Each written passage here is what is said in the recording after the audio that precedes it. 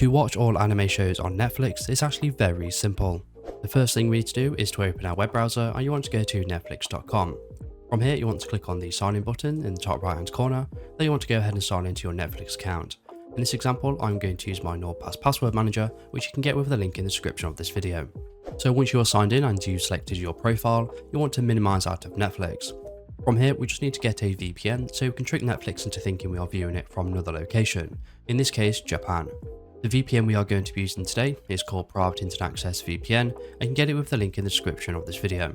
So once you've got private internet access, you want to browse for these servers, and then you want to click on the search button at the very top and you want to search for Japan. From here you want to click on the little drop down menu, and then you want to select the server with the lowest latency. Once you've done this you want to click on the power button, and after a few seconds you'll be connected to a Japanese server.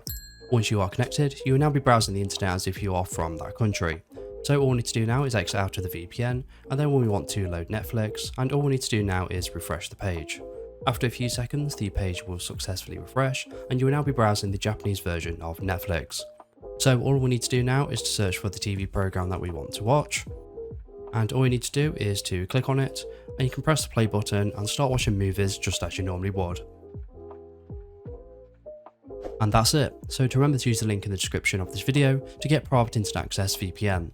So if this video was helpful, please leave a like and pass it on to someone who may find it helpful as well. And if you have any questions or comments, you can leave them below and I'll reply to you as soon as I can.